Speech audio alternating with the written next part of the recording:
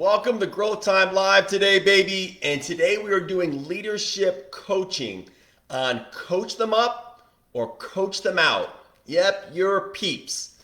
And we're going to look at the stoplight of coachability because it's all about those peeps. And yes, let's be clear. The end result of our coaching is got to be to shift and change and grow high performing teams.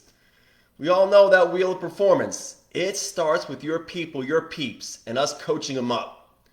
Well, you remember that game you played as a kid? Red light, green light, 1, 2, 3. And you would stand there and kids would come running at you and you would go green light, red light. And based upon the green, they would go forward. Based upon the red, they had to stop. And if they were green light, you kept them going. If they were red light, they got coached out. They got booted. And I think it's just such a great analogy, the stoplight of coachability that you have to look at when you're deciding, hey, should I coach my people up or should I coach them out? And let's start with understanding what is coachability. I've seen it pretty confused with people over time in my leadership story.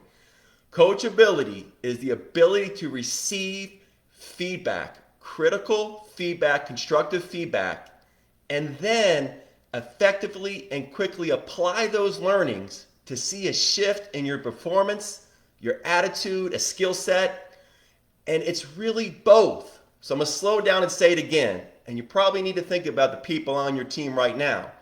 Coachability, the ability to receive feedback, constructive critical feedback, and then apply it effectively, quickly, so that you can see a shift and change. It's not just a positive can-do attitude. It's both.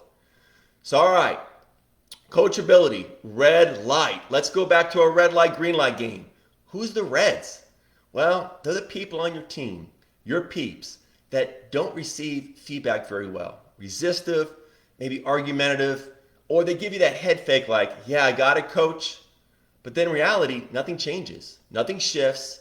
What you gave them feedback on, you don't see improvement or change. Those can be just red lights that you waste and suck your time and energy, and you're stuck at a red light in terms of coachability.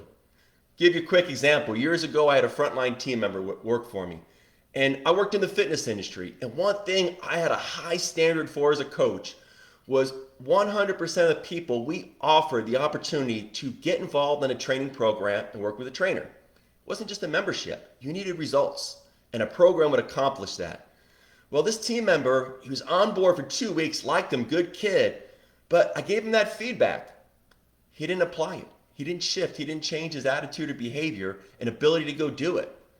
So very quickly, he became that red light. And within about 2 weeks of employment, I said to him, hey, this isn't going to work out. You can't play on my team. And I gave him the red light and said, it's time to coach out. The cool part of the story is he took that red light, got deer in the headlights, and made an abrupt shift. They don't all work out like that, but it's a good story. And then look, let's talk about green light goes. We love these people on our teams. They're coachable, they receive feedback, they're open, they're receptive.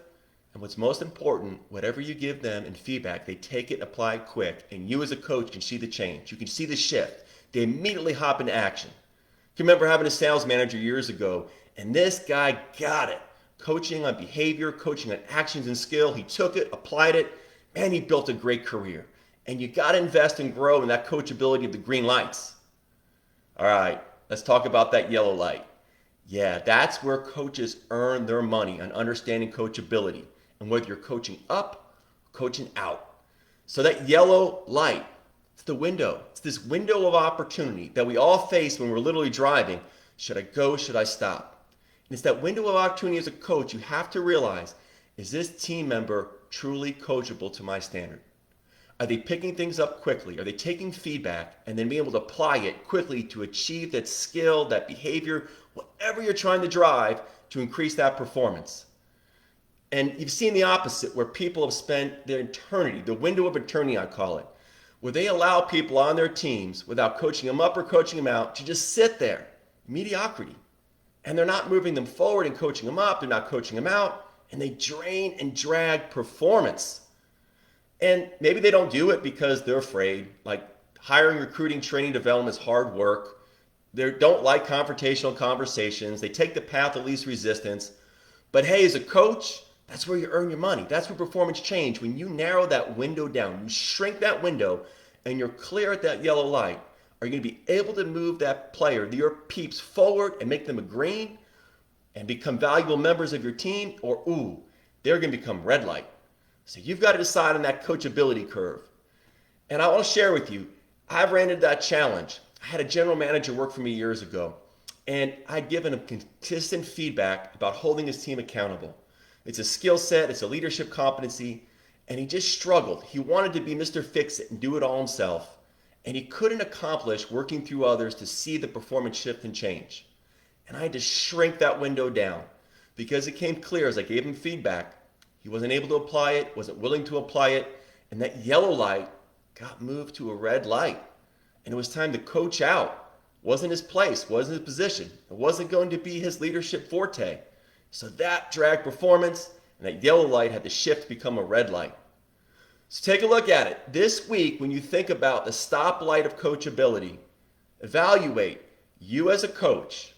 Hopefully you're coachable. Hopefully you can apply things very quickly.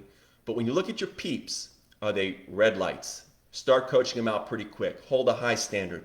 Are they green lights? Don't leave them alone. They need you. They want growth. Invest in coaching them. They're going to get you some great returns. And that yellow light, that indecisive place, do you go forward and push them to the next green light? Or do you, pump that gas and say, this is a red light. I've got to get this stoplight of coachability down if I'm going to see change and shift in my team's performance and make those hard decisions and coach up, coach out. So hopefully that helped today. It's a framework of great leadership. It's a message every leader can always hear, whether you lead one person, 20 people, or 1,000. Understand the coachability because that's dictating your performance and how fast that team can fly and keep going from green light to green light. Needs more support? Hey, get connected to mygrowthtime.com, mygrowthtime.com. On there, you can get a 52-week, week-by-week journey through the fundamental growth zones of life and leadership. I built it so that you can be that great 21st century leader because we all need that growth time. So take the lesson of growth time today, go put it in practice, crush that stoplight of coachability, and drive great performance with your team. All right, what time is it? It is always growth time, baby.